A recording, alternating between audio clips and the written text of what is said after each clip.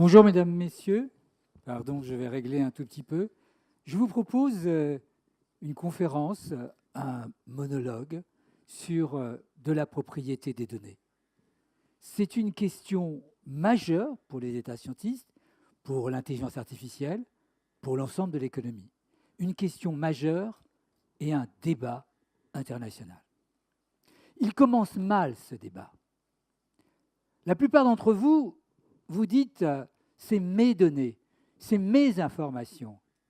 Et alors? Eh bien alors, il n'y a aucune propriété sur les données. Le système est de libre parcours. Nous sommes dans une situation d'économie de violence. Cette économie de violence, elle part avec une erreur. Une erreur répétée de livre en livre, de journaliste en journaliste. L'erreur, c'est de dire que la data est le pétrole du XXIe siècle. Je dirige avec, à Paris-Sorbonne, université, je dirige avec mon ami Renaud Fabre, DU, Data Scientist. Et à chaque fois, la question qui revient, c'est la data et le pétrole du XXIe siècle. C'est une triple erreur. La comparaison ici est totalement inadaptée. Et lorsqu'on répète cette notion de gisement, on oublie que le monde virtuel et le monde physique sont totalement différents. Dans le monde virtuel, cette première erreur, c'est de ne pas voir que l'information est indéfiniment reproductible. Alors que, bien évidemment, le gisement et le pétrole, au fur et à mesure qu'on va l'exploiter, se trouvent appauvris. La donnée, elle, continue à se multiplier. La deuxième grande erreur quand on dit que la data est le pétrole du XXIe siècle, c'est oublier que, au fur et à mesure que le gisement est exploité, le coût marginal de reproduction est croissant, alors qu'avec la data, le coût marginal est nul, quasiment nul, en tout cas très faible, sous réserve de l'énergie et l'impact sur l'environnement. Enfin, dernier élément, lorsque dans ce gisement, le pétrole est exploité, ressorti, échangé contre du dollar, j'ai plus de pétrole et j'ai des dollars. Il a du pétrole, il a plus de dollars. Mais lorsqu'on échange de l'information, nous sommes 2, 3, 4, 5 à avoir l'information. C'est une possession sans dépossession de l'autre. C'est ça qui marque la différence entre le monde physique, celui des molécules, et le monde virtuel, celui de la data. Je vous propose de surfer sur le concept de propriété des données, jusqu'au bout de ce concept, en distinguant d'une part la donnée technique et la data juridique, et d'autre part, en miroir, la propriété d'usage, c'est-à-dire le présent et le futur en termes de droit. La donnée technique. La donnée technique, en termes de définition, il va falloir poser la question, mais pourquoi on avait le mot donnée et pourquoi on a eu besoin d'utiliser le mot data? En informatique, ça fait très longtemps, quasiment 60 ans, qu'on travaille sur les données en termes d'entrée-sortie avec du COBOL, la data division pour les codeurs. Vous êtes tous quasiment codeurs, moi aussi. Nous utilisions effectivement la donnée. Et ce n'est pas parce qu'aujourd'hui on va coder en Python qu'on ne voit pas la différence quand on fait ces instructions entre la donnée et l'algorithme codé, même sous Python. Alors pourquoi se poser la question de la donnée, partie informatique, à la data, partie transition numérique et intelligence artificielle? Eh bien la différence, c'est que en entrée ou en sortie, dans le cadre de l'informatique, la donnée est un résultat. Alors que, bien entendu, la data est une donnée, mais la différence, c'est qu'elle passe ex post à ex ante. Ce n'est plus un résultat, c'est un signal faible, des signaux faibles qui vont peut-être permettre de trouver une solution pour une exploitation future, d'où un peu cette notion de gisement. données numériques, data numérique, données résultats, data état futur d'un nouveau modèle économique. Le deuxième élément sur la donnée, approche technique, c'est une division entre une nomenclature et un secteur. Lorsqu'on parle des données, en fait, on a une matrice de deux. On a d'un côté les catégories des données personnelles et des données non personnelles. C'est très important car les réglementations sont totalement différentes. Il y a un texte que vous connaissez, tout le monde en parle, le 25 mai, c'est l'anniversaire de 20 millions d'euros de condamnation aux 4% du chiffre d'affaires monde, c'est les données à caractère personnel. Et arrive un autre règlement qui se distingue et qui va entrer en vigueur et qu'on appelle le règlement des données non personnelles. C'est donc par rapport à la donnée personnelle que se fait le grand rangement de l'économie de la data.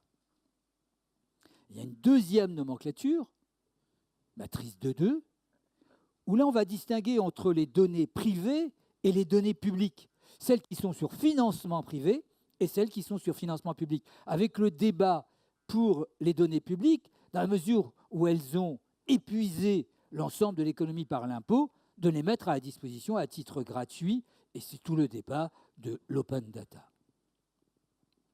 Enfin, toujours sur les données techniques, aujourd'hui, l'intelligence artificielle a besoin d'algorithmes avec des données.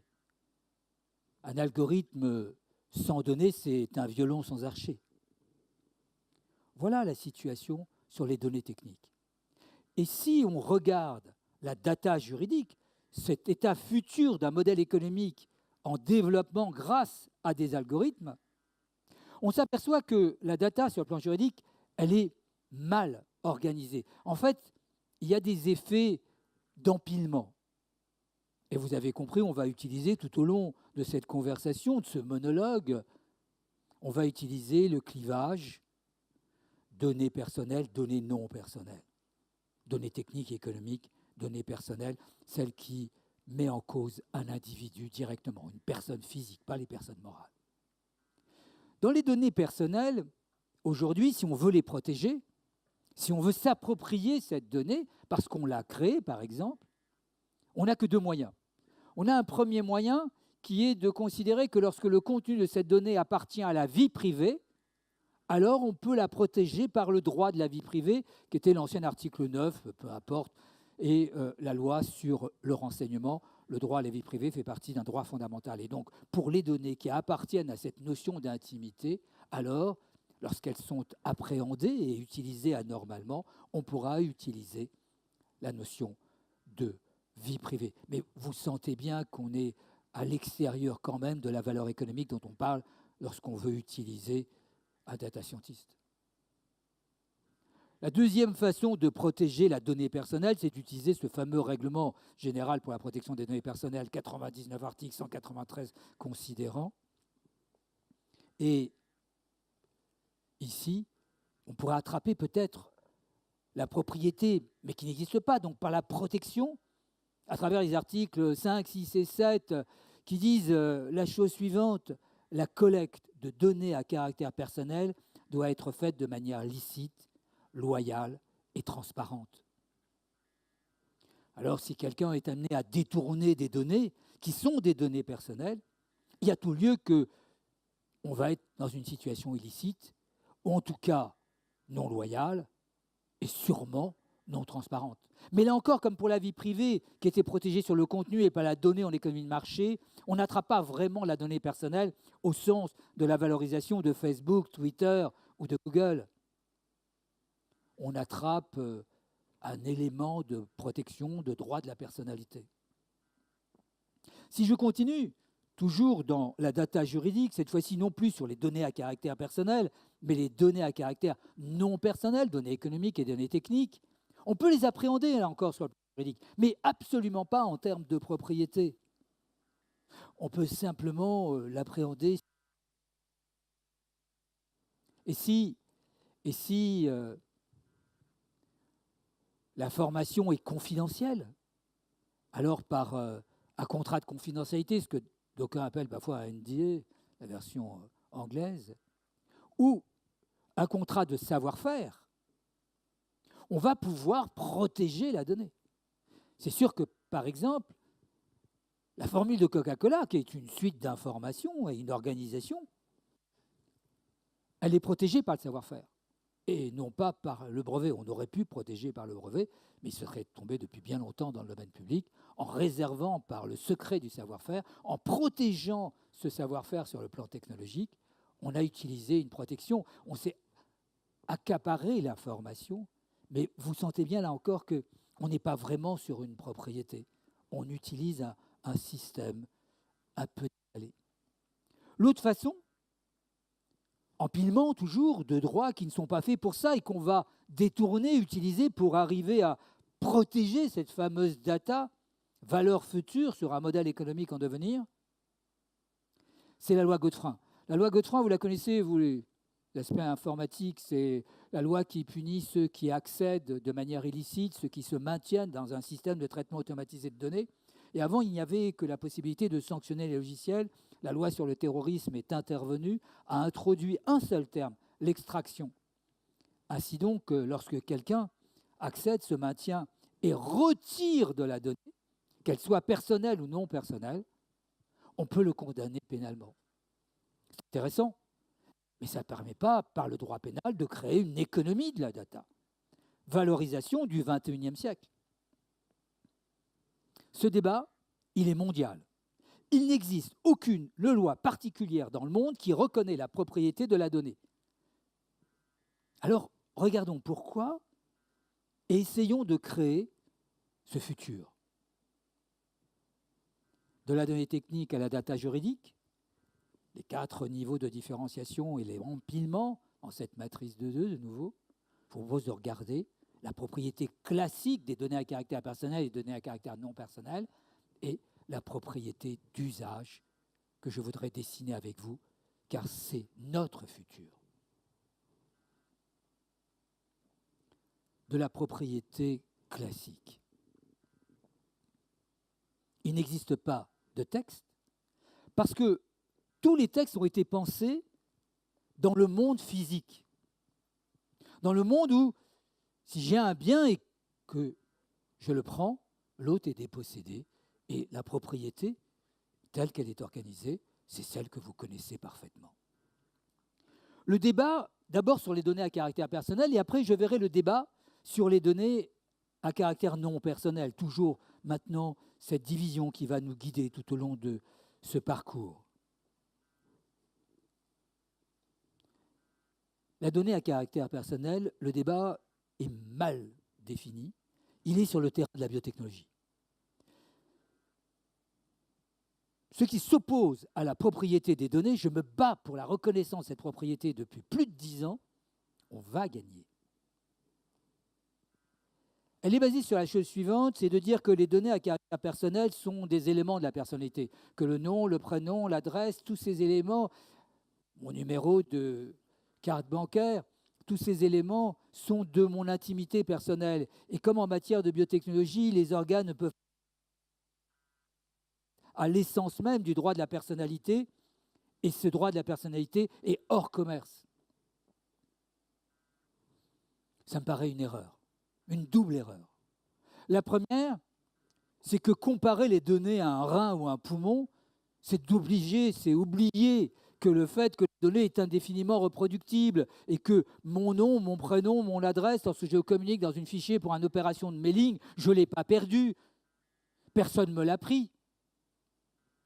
Ça n'a rien à voir avec le fait de faire une réservation sur un rein. Et c'est vrai qu'il y a des choses dans ce domaine qui sont une horreur. Le deuxième élément dans ce débat sur biotechnologie et données à caractère personnel d'un côté et propriété, c'est de considérer que, au-delà de l'appropriation du corps, on s'approprie l'esprit de la personne et que les éléments de personnalité ne peuvent pas être échangés. Cette fois-ci, c'est plus en termes de propriété, mais en termes de commerce, que ça, c'est pas bien de vendre la donnée à caractère personnel. Elle valorise des sociétés à plusieurs milliards. Il y a là un décalage entre la pression concurrentielle et économique et l'état de la régulation juridique. Le deuxième élément, cette fois-ci, c'est pour les données non personnelles, mais ça vaut aussi pour les données personnelles. L'idée générale est la suivante. En matière de meubles, la possession veut titre. Et le droit de propriété des choses, article 544, est celui de jouir normalement et librement des choses sous réserve des lois et réglementations. C'est de la propriété au sens de la Déclaration des droits de l'homme. Mais cette propriété était basée sur des notions corporelles, toujours. Le monde physique. Et les incorporels, on venait dire qu'il n'était pas possible de les protéger par le droit des corporels. Il devait avoir une loi spéciale, un droit sur les brevets, un droit sur les savoir-faire, un droit sur la propriété littéraire artistique. Par exemple, la propriété littéraire artistique. Il y avait une affaire extrêmement importante qui est l'affaire du dictionnaire Robert. Le dictionnaire Robert, il y avait Monsieur Robert, le grand Robert. Il avait fait le grand dictionnaire. Et puis il avait accepté qu'on fasse le petit Robert. Mais le petit Robert, ce n'était pas lui qui l'avait fait. Et de ce temps-là, l'éditeur acceptait de payer des droits d'auteur pour le grand Robert qui avait été possédé par lui et le petit Robert, parce qu'il ne voulait pas de conflit.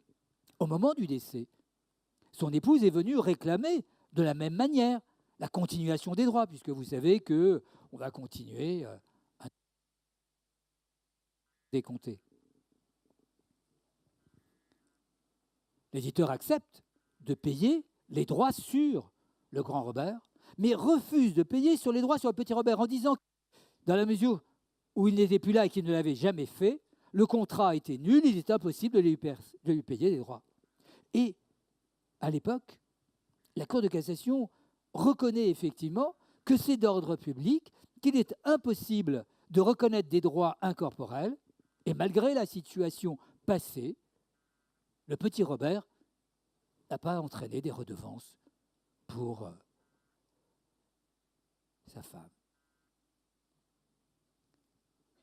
C'est sans compter une modification sous la pression économique.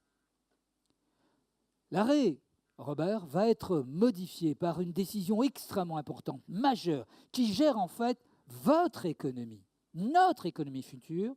C'est la jurisprudence de la Maison de la Poésie. Dans cette décision, la Cour de cassation va faire un changement extrêmement important de paradigme.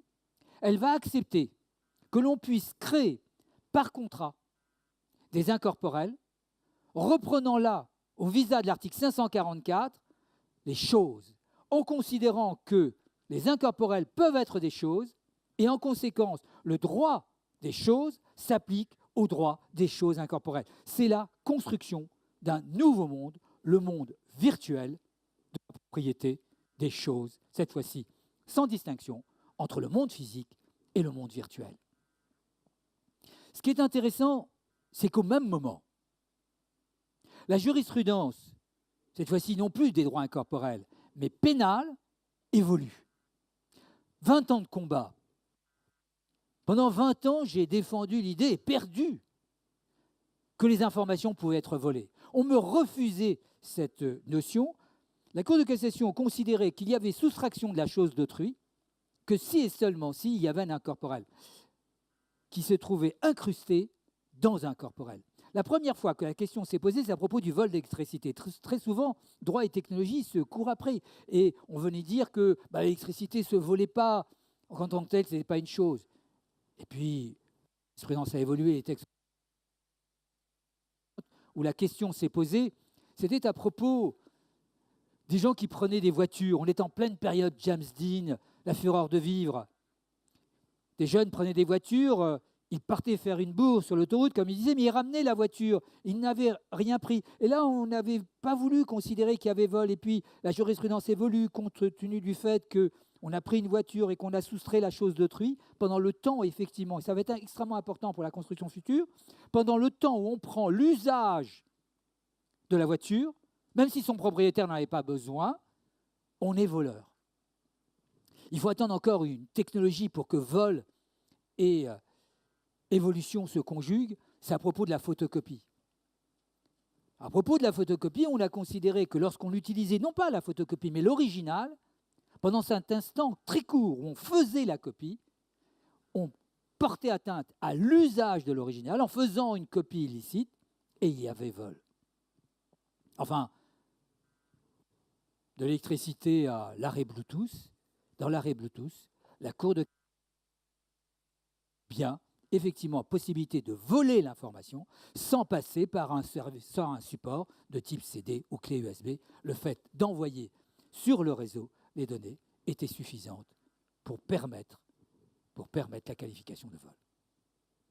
Mais c'est bizarre, parce qu'il ne peut y avoir vol que s'il y a soustraction de la chose d'autrui.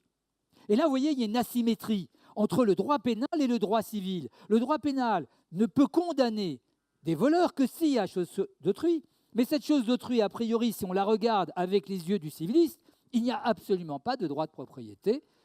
C'est souvent le cas où le droit pénal anticipe la protection des valeurs économiques, là où le droit civil est un peu en évolué. Évoluer comment?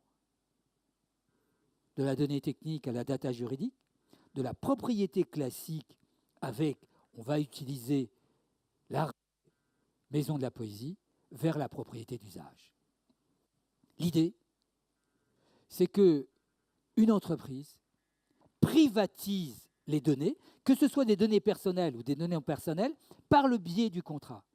Elle les privatise et elle crée une clause de propriété en disant, moi, entreprise ayant créé effectivement ces données, que ce soit en brut ou en valeur ajoutée, encore plus facile en valeur ajoutée, eh bien, je déclare que je suis propriétaire, au titre de l'article 744. Car la propriété, c'est un élément important. Rappelez-vous cette histoire, vous ne l'avez peut-être pas forcément en tête, de la propriété. C'est un vagabond. Ce vagabond, effectivement, il dort dans un pré et le propriétaire terrien le réveille. Alors le vagabond lui dit, « Mais pourquoi tu me réveilles ?» Le propriétaire terrien, il lui dit, « Mais tu es chez moi. » Et le vagabond dit avant. Le propriétaire terrien, il dit, « C'était à mon père. » Et avant, dit le vagabond, « Mais c'était à mon grand-père. » Et avant, c'était à ma famille. Et avant, on s'est battu pour. Le vagabond, tu veux qu'on recommence?